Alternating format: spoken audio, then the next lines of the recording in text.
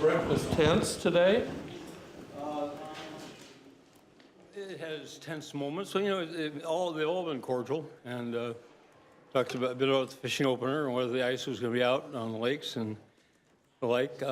I stress with leaders, particularly the Speaker and the Senate Majority Leader, my strong request, my urging that certain bills, I'd prefer others as well, but at a minimum, these bills come to me as standalone bills, separate from all the other ancillary additions, and this would be the budget bill, the bonding bill, the opioid initiatives, school safety, elder care, and the pensions that the Senate has passed clean, and I urge the House to do the same.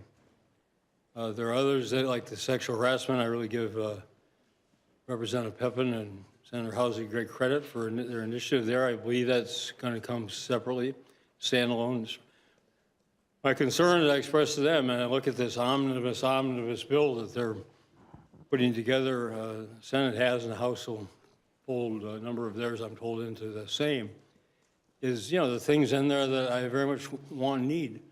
There's additional funding for corrections, which is essential to the safety of the general public, as well as to the employees, as well as to the inmates, human services.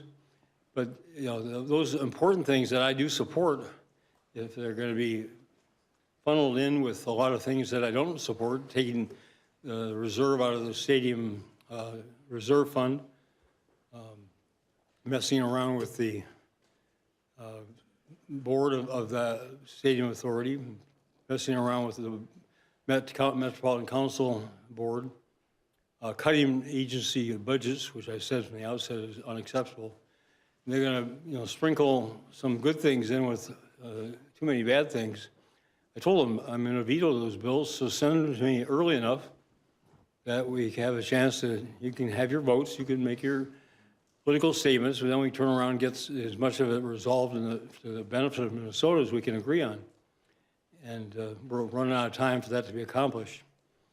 So we'll have to see. All I can do is urge and cajole and plea and make people aware of what I see looming on the horizon here in case it comes to pass. What do you think of the Senate tax bill? And then second question, I'm curious how you would characterize your relationship with leaders as compared to this point last year. I honestly, literally, Commissioner Bowerly has been asking for that the bill and the spreadsheet for several days, and over the weekend got it this morning at breakfast. And I've not had a chance to talk with her to know really anything about what's in it, so I have to ask for some time to make that assessment. She's testifying tomorrow morning in the committee. I mean, they introduced the bill today. They have a committee hearing tomorrow, and they're going to pass it, they say, on Thursday. I mean, that's not giving public fair notice. That's not giving us fair notice. That's not giving anybody a bill of this magnitude they know has been on the priority list since they came into session. There's just no good reason to have delayed it for this long, but that's the way it is.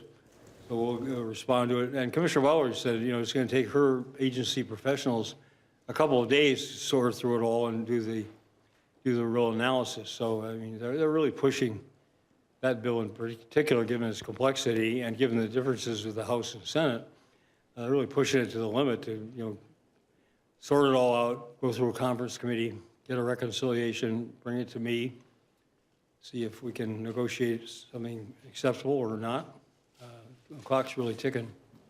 Governor, Republicans continue to say that everybody will see tax increases under your plan, and that under their plans, 95 to 100% of people will be held harmless. Your latest response to that? My PG-rated version is bull feathers, which President Theodore Roosevelt used as a substitute for something I got bleeped. But it is, take your pick. It's just dishonest. It really is, and they know it. The provider tax is, if you take the provider tax, which is a separate tax bill, we presented it separately from the rest, then my bill unquestionably lowers personal income tax for 2.1 million Minnesotans. The provider tax goes until the end of calendar 2019. then it stops. If my bill anticipates a continuation of that provider tax through the first 6 months of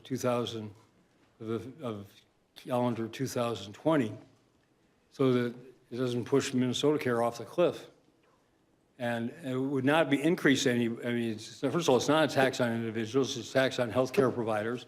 It's not raising the taxes just, and it's not putting it on something that doesn't exist, it's just continuing that tax. And what they're doing is they're assuming that it ends on the December 31st. And so there's no tax. And then I'm supposedly adding this 2% tax on to providers, which gets allocated in part to consumers who, in inordinate amount of use of Minnesota Care, are lower income to make it regressive. It's dishonest. That's the best thing I can say for it. And they know it. And they know what they're doing. And they, the Senate just used it again this morning. If people want to debate our differences, that's legitimate. That's democracy. But put put the facts of my proposal on the table straight up. Put the facts of theirs on the table straight up. And then people can look and see what are the honest differences. But I pointed this out to them several times. They know what they're doing. And they just repeat it, and they'll repeat it right through November. Governor, the centerpiece of both of the House and Senate proposals are income tax rate cuts. Are you on board with any kind of rate cut this year? I really have to look at the proposal and look at it in context. I'm reducing personal income taxes on individuals. I don't oppose that at all. I did point out to them today, and I asked Commissioner Franz to tally up. We have the business property taxes frozen in the last session for the next decade. Have the stadium reserve fund being proposed to be reduced. We have the Minnesota Care provider tax eliminated. We have a constitutional amendment being proposed to transfer money from the general fund to the dedicated for transportation. And you could say each of those has its own merits, but you add up those and a couple others I think I'm missing. Cumulatively, I mean, we're talking, I don't know, we'll total up the next day or so. I'm guessing over $500 million a year out of the general fund. And that's assuming that the economy stays on its modest progression. I mean, it's just, and they know they're doing this in part because it's evident in part because they have things that phase in, not even just for the next biennium, 2021. They have things that are really taking hold in the next biennium, 22, 23, which is off the chart right now. It'll show up in the November forecast. But, again, they know what they're doing, and they're just not being square. Let me try one more thing. Could you see yourself supporting the automatic trigger mechanism that they've proposed where if there's a surplus, there's automatic cuts to rates? I haven't seen the bill. Well, but in concept, is that something that you could, I mean, Well, what's the trigger? Who is it? If there's- From MMB decides when there's quote unquote enough money? it's in the forecast. If the forecast shows a surplus, there'd be rate cuts to the sales or income. I have to see the bill. I can't comment until I see the bill. Thank you.